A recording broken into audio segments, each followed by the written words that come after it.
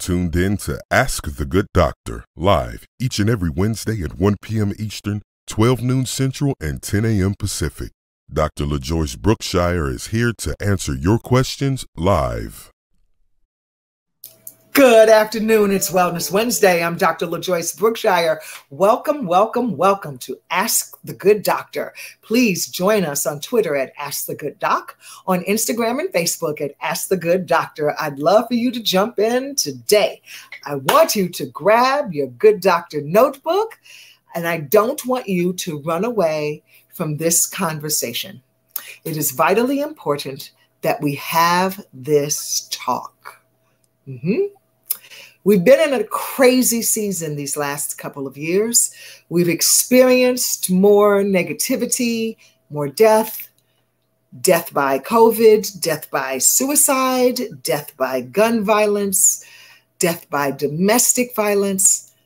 A lot of loss we have experienced in these last couple of years. The question I'd like to pose to you today is, are you ready to die?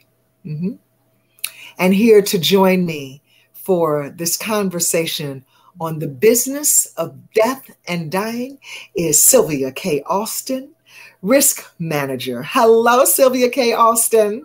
Hey, honey, how are you? Good to How are you? Good to be here with you. Good to see you. And you are a senior partner in Momentum Risk Management. I am managing partner at Momentum Risk Management. We have 2 locations I'm proud to talk through. 1120 Avenue of the Americas in New York and Manhattan. And then we're also seated in Springfield, New Jersey as well.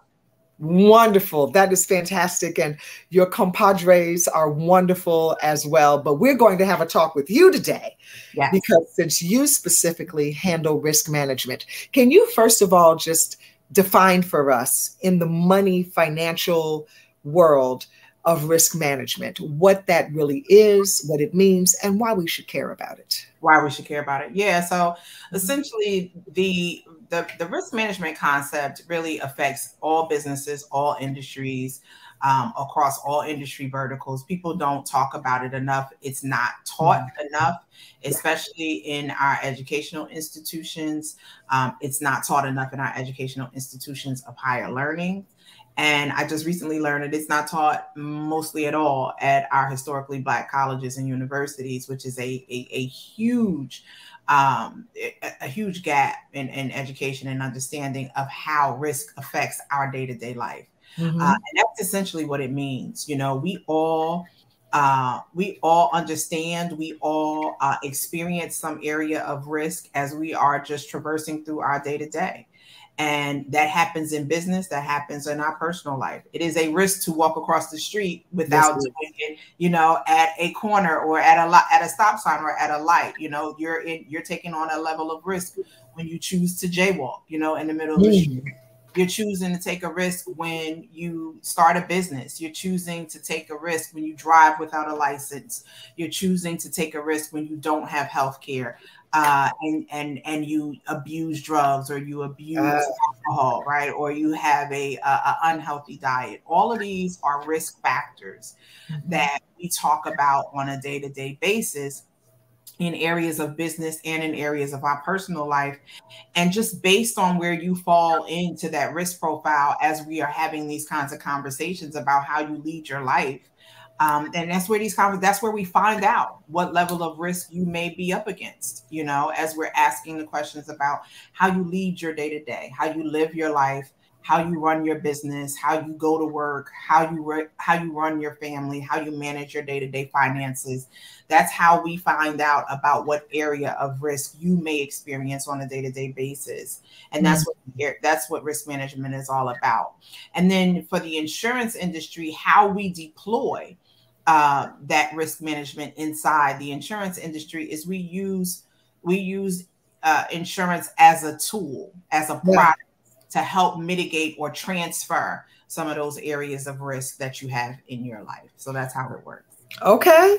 That is a thorough and in-depth answer, which I knew you'd give me. I try. Okay. I want you to share with us, because the last time we spoke, when you were here last, it was during the pandemic.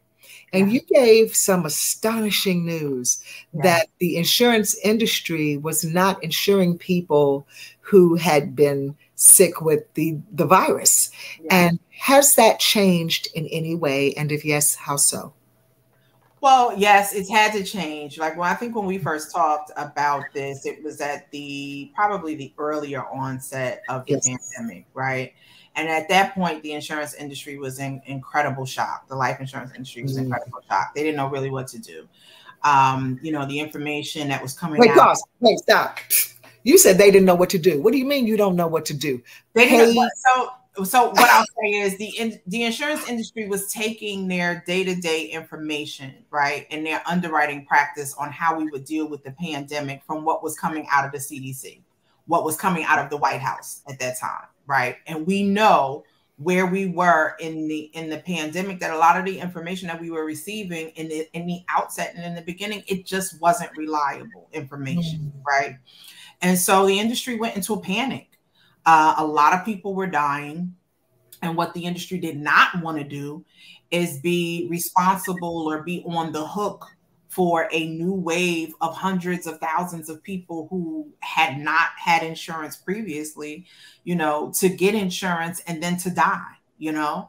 So we kind of went on what we call like a moratorium, not where we weren't writing business at all. We would write the business, but they put some underwriting guidelines in place. And those guidelines look like if you had been exposed to the virus, if you had had the virus within the last few months, you were just considered or deemed uninsurable. Because and then the reason that was done was because in the first few months of the virus, we weren't really sure what organs were affected. Yes. We didn't know whether your heart was impacted, whether your lungs were impacted, right? We had people who started having pulmonary embolisms month after they had the virus. So there were just so many different things that happened to people who have been exposed to the virus. And so the industry took steps to kind of mitigate some of that risk, right? That's an area of risk management. Yes, it is.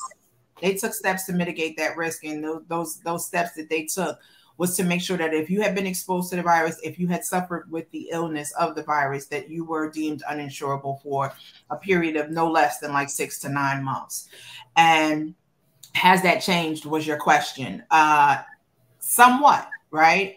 We still see some insurance companies who, if you've had the virus within the last 3 to 6 months, you are deemed uninsurable. We have other companies who they're grading that as a table, meaning you are in a higher classification or a higher risk pool for buying insurance. And so your insurance premiums will look a lot different than somebody who hasn't been exposed or who has, a normal health history or normal health background. So that's how the industry is now responding today to the COVID diagnosis. But we're in a time now where so many people, millions of people have had COVID and recovered. Mm-hmm. But, we still every day, everybody is recovering differently. And if you have, other underlying health issues, that can determine or that can lead to how you rebound. And we've definitely seen that in the market for sure. For sure.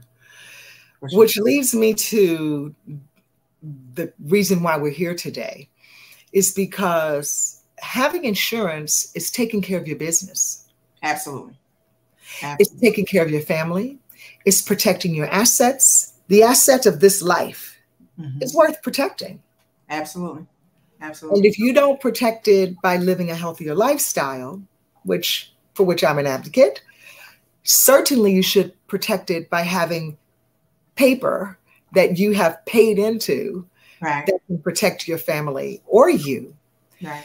Can you speak to what we should be doing in terms of being prepared? So what I mean by that is this. The pandemic came in here and tossed America around like a rag doll. Yes. It exposed a sick America, and it exposed the fact that Americans are unprepared for death. Absolutely. What then, knowing that this may not be the last pandemic? Right. Who knows? Right. What then should everyone do in preparation for death? Ooh, that's a loaded question. Number one, I can tell you for sure that we've got to start taking better care of our temples, right? We have to start taking better care of our bodies. You talk about that ad nauseum every single episode, right? And you know, I run in the opposite direction from you, and I think a lot of people do because nobody wants to deal with it. But a lot of times, these sicknesses and these lifestyles come out of our failure to deal with other areas of pain in our lives, right? I was reading something last night about the chakras, and it was talking about if you're diabetic or if you suffer with pancreatic issues and where that chakra is represented in your body, right? Yes. And how it's attached to depression and childhood issues and unresolved issues from an emotional standpoint. You know, I think what this pandemic did is it exposed us emotionally. It exposed socioeconomically. It showed the huge disparity between the rich and the not so rich, the haves and the have-nots.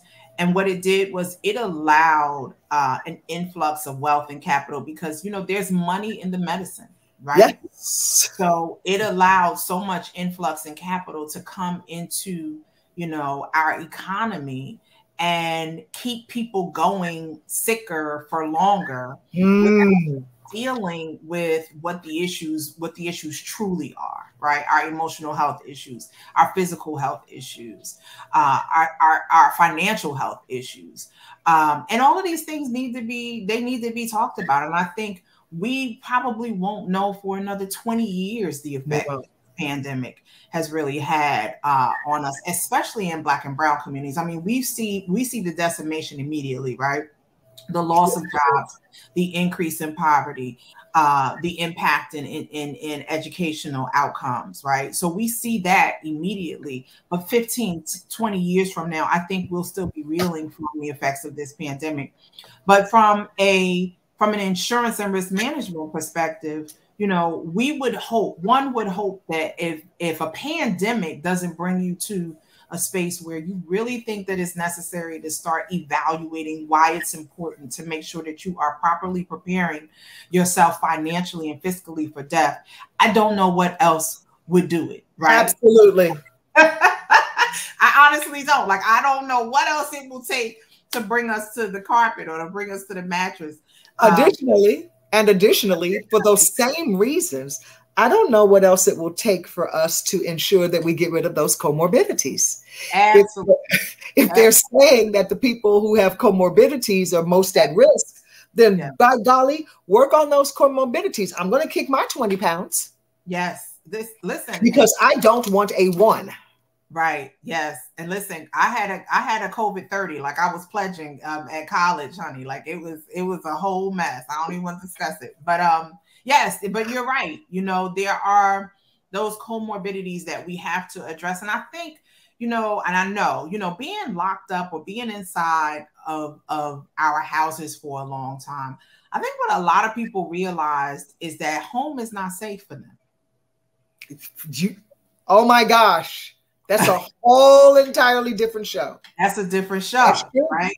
But a lot of people realize, I have so many friends who marriages are ending, marriages are in turmoil, lives are falling apart. Yeah. They realized in this pandemic that home is not safe.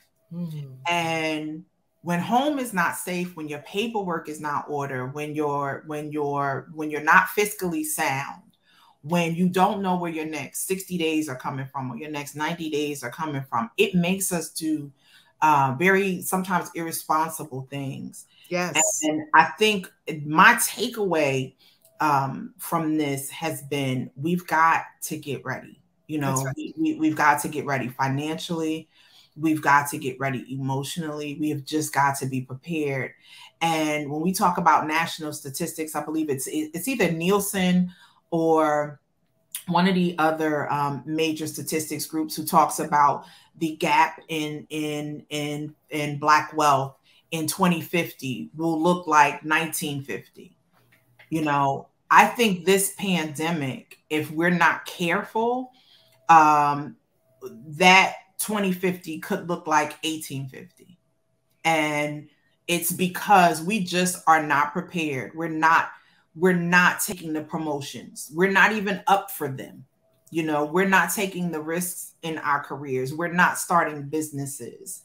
We're not making sure that those businesses are properly insured. We are not insuring the person in our family who is the breadwinner. We're not insuring the person in our family who is the nurturer. You know, people used to think that, oh, we got to insure daddy because daddy's out making the money. Yeah, well, what's the financial impact to a family if the mom passes away? Yes. She's an at-home mom, but she's responsible for the childcare and the education, you know, and the daycare. Like, all of that has to be taken into consideration. And these are the kitchen table conversations that we don't have often enough. And I think it's doing nothing but decimating our community and breaking apart our families. Because when the money isn't right, it's hard to stay together at all in this society. But when the money isn't right, it makes it even harder. Isn't that the truth?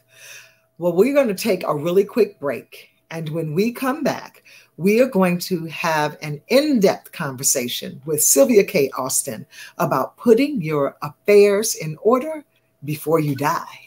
Don't go away. We'll be back after this. Hello, everyone. I'm Dr. LaJoyce Brookshire, and welcome. A better wife when I go back home.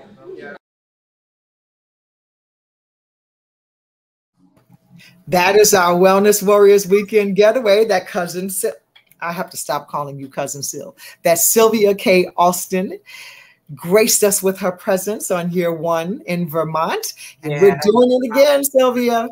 If you'd like to be there, send me an email. We're doing it very intimately, very small. Some beautiful things we're going to have there this year. Send me an email, drbrookshire@outlook.com. That's drbrookshire@outlook.com. Sylvia, according to WebMD, they said that you should definitely put your affairs in order before you die. Yeah. You have a take on what we should be doing in our community as soon as a baby is born. Yes. Yes. Yeah. I often talk about, if we insured, we all often think about putting insurance on the oldest member of our family. I look at it completely different because normally when we think about putting insurance on the oldest member of our family, that member is already old. All right. Yeah. And so insurance, the concept of insurance, honestly, is best over time, right? And so if we thought about it from a perspective of making sure that all of our children had insurance, now people think of this morbidly. They think that when you say, I want to put insurance on my child, that you are planning for your child's death. In other cultural communities think of it completely differently. They think of it as you're putting insurance on your child throughout your child's life, right? And so that insurance becomes almost like a backup plan to their retirement. a backup plan to them going to college, a backup plan to them starting a business, a backup plan to them buying a home, a backup plan to them getting married. And so they put insurance policies on children when they're born, you know, and those policies live without them through life, and they create wealth, they create money inside of the policies that they can then refer to later on in their life to use as, you know, just another pocket to be able to dip into for purchases, for real life purchases. If we thought about insurance that way, it could kind of change it would change the trajectory of so many of our households, but we don't have those conversations early enough. Early enough. Yeah, we shouldn't be waiting, like you said, until the family member is elderly already. Yeah, no, we definitely shouldn't be having those conversations elderly enough. And let me go back, because one of the things that I think we often do when we have this conversation is we put the onus on the victim, right? And so, you know, our community has been pilfered. Our community has been leveraged. There's been so much decimation. There's not been enough conversation. When you think about, you know, from a standpoint that there are not tons of Black and brown financial advisors. Yes. In the industry as a whole, right? So when we graduate colleges, if we're attending HBCUs, many times you don't see us going into careers in finance, in investment, in insurance, right? If those programs don't exist at our institutions, only social work exists at our institutions, or only education exists at our institutions, or mental health, or STEM careers, and there are nothing wrong with those careers. But if finance and insurance and investment and risk management are not programs invested in our educational centers, then what you will find is that oftentimes we won't be thinking about those careers in the long haul. And then if from a business perspective, if you think about it from the companies that come out and do seminars at schools, when they're looking for talent, if they're not coming to our institutions, you know, if they're not looking for Black talent, then when do we ever fill those gaps, right? Okay. And so a lot of the conversation around finance, around risk management, around investment, around insurance, it takes an established area of trust. And we know that, and when I say I don't like to victim shame, it's because we have been taken advantage of by these industries. Yes. And so there's a huge area of distrust for Black people and brown people with the insurance industry and with the investment industry, and they have to understand why it exists. What do you say to the people who say they don't have insurance for the reason you just stated, because of mistrust? I think I'm sensitive to it. As an advisor, I think I'm sensitive to it, right? I'm willing to have that conversation and talk about the fear and the mistrust. Okay. But then I'm also willing to show the statistics of how it's benefited other communities and how they've leveraged it to create wealth within generations and their families. And I think that's the whole. That is it. Right. That is it. But the more people that look like me that can have those conversations, you know, I don't exist in a vacuum. I don't believe that I'm a unicorn, but I do believe that our media and our entertainment areas, they don't invest in the talent as well. You know, you'll see people doing the work that we do, you know, on media conglomerates, and those people are the people that get silenced. Okay. Okay. Now, speaking of mistrust, do you think that because we're just skeptical people, is that why more people don't have a durable power of attorney?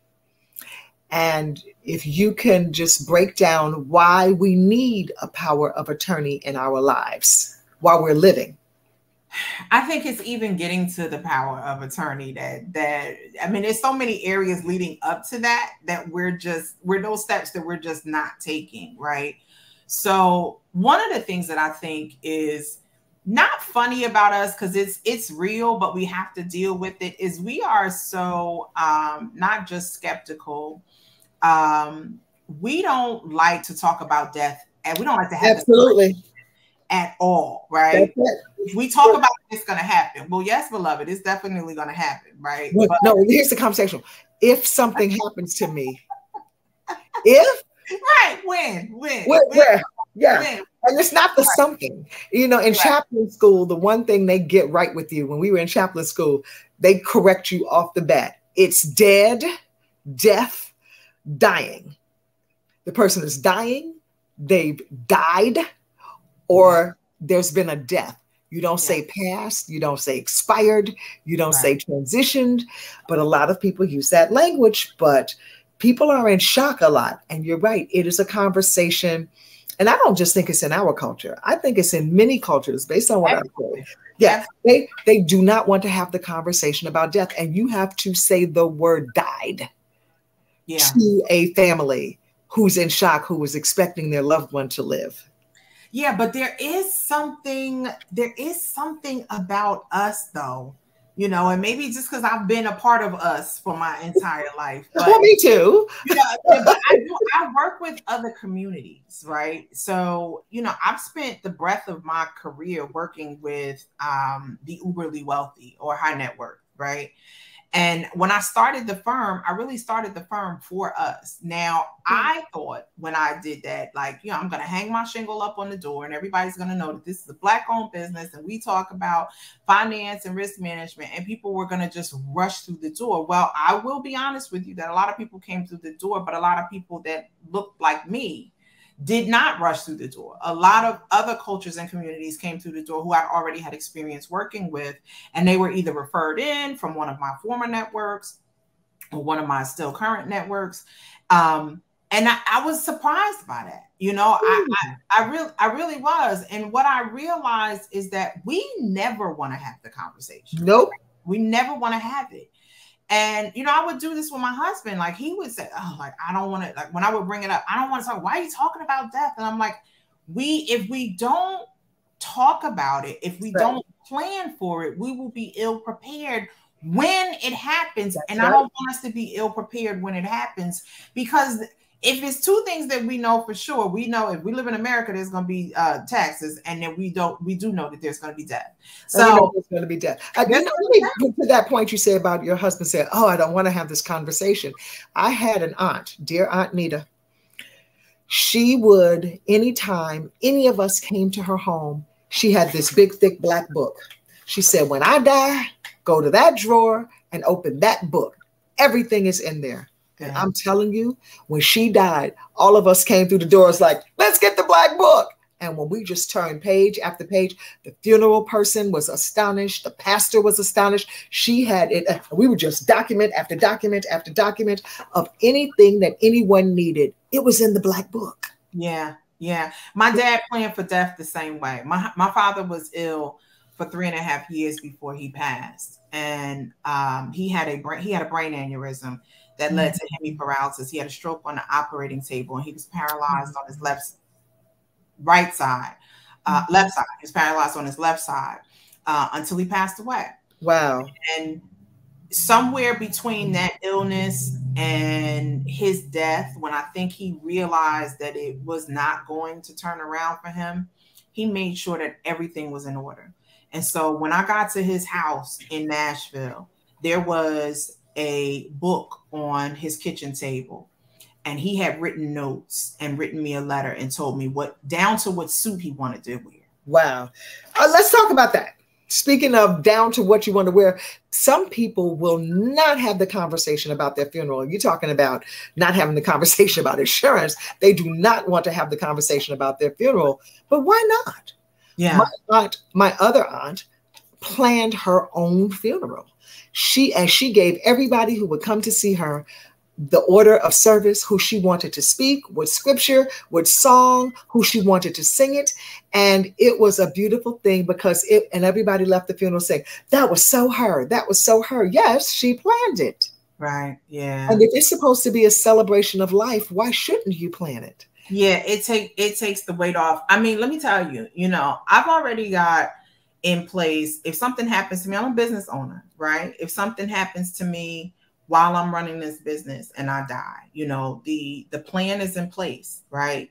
The business transfer, what's to be done for the next 4 to 6 months while all of the finality is settled, before the business is sold, who's to get what, who's to do what, all of that has been written out and put in place. And it's because I am just keenly aware that, and maybe it's because my father died early. My father died at 48. I'm 45 years old. I hope not to die early, but if I do, I want the quality of life for my family members to be a certain way. That's right. I want them to be able to go on in a certain way. My grandmother used to say all the time, when I die, y'all gonna be able to cry, because all her business was in order, and I think too often. Wait. I just repeat that. You said, when I die, you all are going to be able to cry? Y'all gonna be able to cry. I don't understand that connotation. Meaning that you'll be able to cry in peace. Like, you won't have to worry about where your next meal is coming from, or where, who's going to pay for the funeral, or who's going. She used to say all the time, when I die, y'all will be able to cry. Speaking of paying for the funeral, that's the new GoFundMe. Girl. What is that? I was waiting on you to get there. Oh, listen. I have told all my friends I am not, because here's the thing.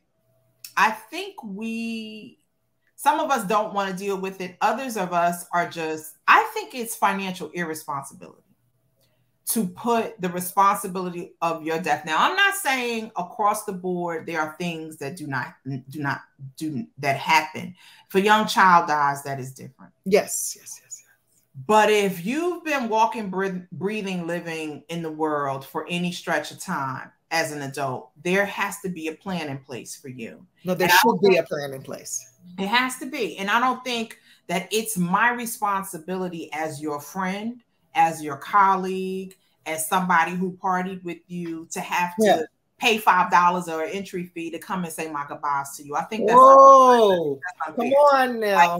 I don't think I should have to fry fish unless I want to come to your funeral. I just think that there are some things, and the other thing about it, LaJoyce, too, is I think we so oftentimes have our priorities misaligned, because these things are not always expensive to do. If we think about them, the earlier we think about them, the better. When we're in best health, that's the best time to think about them. But it's not always very expensive to do. It really all depends on what you want to see done at the end of life. Sure. And to me, in order for our families to heal and go on and for generations to do better than the former generations, we're in a point where the next generation is not going to do as well as the last. And that's not how it's supposed to be. And then I want you to speak to being underinsured. Yeah. So, there's a concept of no insurance at all. And then there's a concept of just not having enough. We think about it this way. If you have children, young children, you should plan at least 8 to 10 years of your salary for life insurance, right? Or for assets, right? So if you make, just for make it even, if you make $100,000 a year and you have 2 children, you should plan to have at least $1 million in life insurance. And everybody says $1 million in life insurance is so expensive. I mean, that's so much money, but it's really not. $1 million of insurance will make sure that your family for the next 10 years will have your annual salary of $100,000. Aha. And so it's not a lot of money. It's not a lot of money when you think about it that way, and you have to think about what you want to see done at the end of life. If you want your children to be able to go to college, if you want your husband or your wife to be able to pay off the home and continue to live in that home. These are the things that you have to start planning for and thinking about. It's really about planning. Yes. I think, our experience in this country has often dictated that we've not been in a position to plan. But I think that is we can no longer afford not to. That's true. That is true. I think that one of the most important documents for us to have is the 5 wishes. The 5 wishes document that states your wishes, if you cannot speak for yourself, what you would like to have happen to you in the event that you cannot speak or care for yourself. And this document outlines it. Listen, you don't need a document to do it. Write down what you want, date it, and take it to a notary. And then that is as good as gold. Am I right, Sylvia?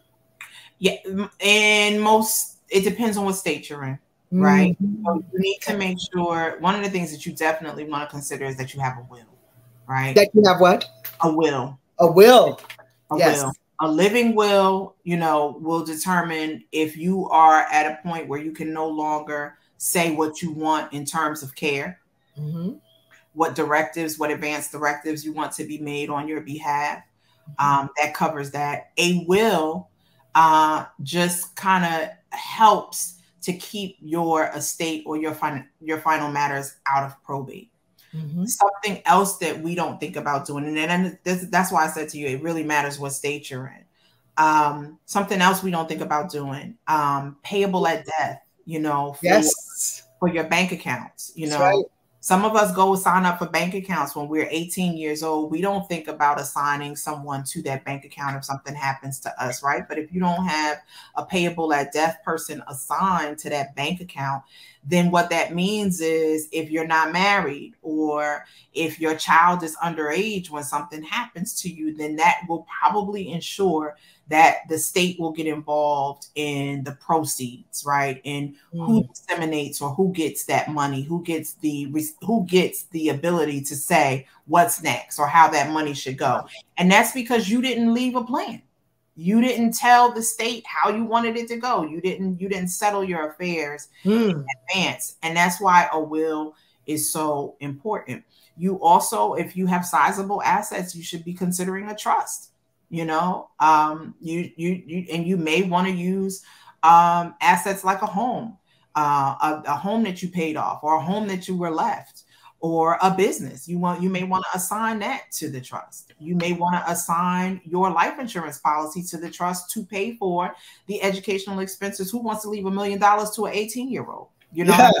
You may want to assign someone to handle that money for that 18-year-old to disseminate, to make sure that, he gets $30,000 a year for the next however many years, so that ensures that school is paid off. He'll have housing and food costs covered, but you don't want to hand him, a purse of $1 million at the time of your death. Like, just these kinds of things are the things that we have to start thinking about, because if we don't, then what we ensure is that the state gets involved. And if a lot of times when the state gets involved, however you wanted it to go, it will never go. And a lot of times it often means that attorneys get paid more money than they deserve to get paid. And that's why when you mentioned the power of attorney, I said, before we get there, let's talk about a will. Let's talk about putting a will into place. Let's make sure that our end of life documents are together, like the 5 wishes that you mentioned. Yes. And yes, have those documents notarized. Absolutely. Have them kept somewhere safe that you and somebody else that you appoint, that they know about, right? Because those are the things that will hopefully help to ensure that your wishes are handled appropriately. And that's what it's all about. You want to be able to die with dignity. You have earned that. And you don't want to leave your family in a lurch. Yeah. Don't want to leave your family without the bag, so to speak. And you don't want to hand them an empty bag. And you don't want them to try to figure this out for themselves, and because it's traumatic enough. Absolutely. Like you said, grandmother said, that's why I wanted to stop you when she said, you all can cry. Yeah. Now y'all can cry in my funeral. Yeah. What's the terminology again?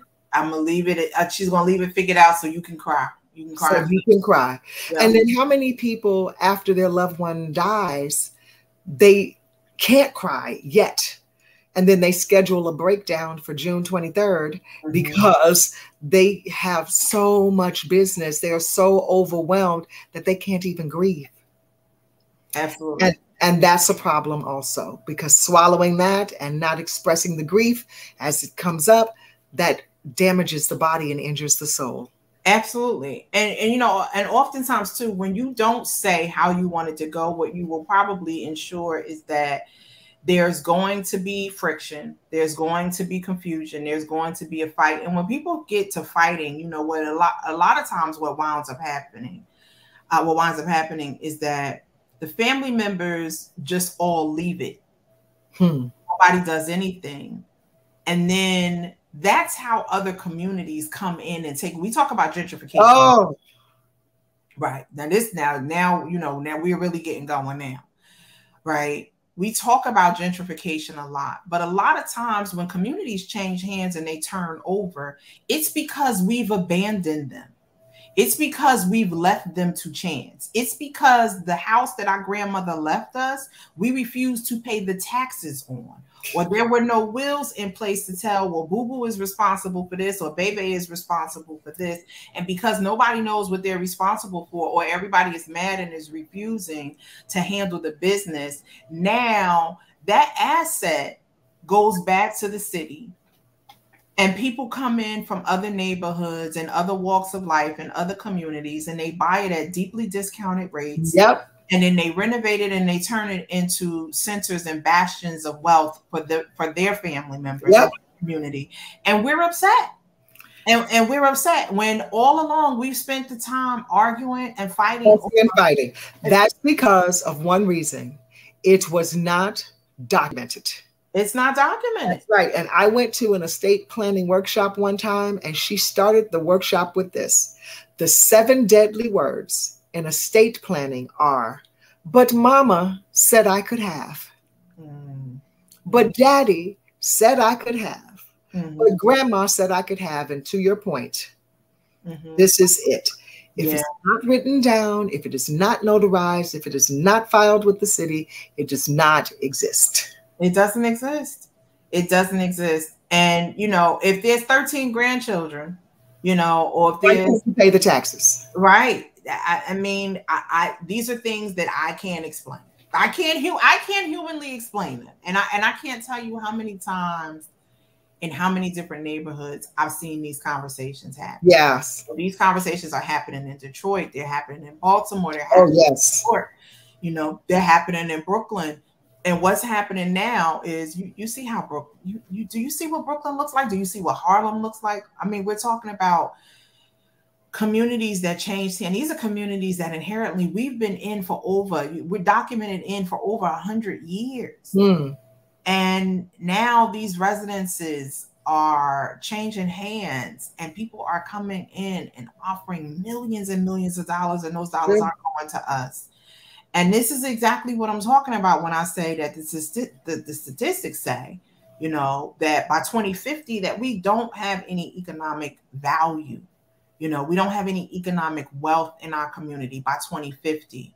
You know, we have less economic wealth by 2050 than we had in 1950. For 100 years, you know, what have we done? And there have been tons of advances, tons of educational advances. But that's what I'm saying. You can go and get the degree, you can go and get the job, but if you're not putting the paperwork together, if you are not having those kitchen table conversations, if you're not doing that hard work, if we're not healing our families and repairing and destroying, putting it into our old beefs and bringing our finances together so that we can build economies in our communities, then this is what happens. We lose these opportunities and we don't get them back. Because when people come in and take our communities from us, that's it. So expensive that we no longer can afford to live in them. Price you right out. We'll get priced right out. My father always said, buy up all the land because there isn't going to be any more. Absolutely. They don't make any more of that. We can depend on technology and all the fancy this and that, but there won't be any more land. Right. Sylvia K. Alston, you are a joy, a wealth of information. We will have your information down below in the description. Thank you so much for joining us. You are always enlightening. We are out of time. I love you, sis. I'll talk to you soon. Love you, honey. Thank you so much for being here. And I want to thank you all, as well as my team, IW supervising producer, Chris Green, technical producer, and the announcer today, DJ ND. Just remember always to let your eyes shine, cut back on the wine, get good food fast, and go easy on the greasy. Until next time, I'm Dr. LaJoyce Brookshire, here to help you attain and maintain your perfect health. Let's do it again next week, okay? God bless you.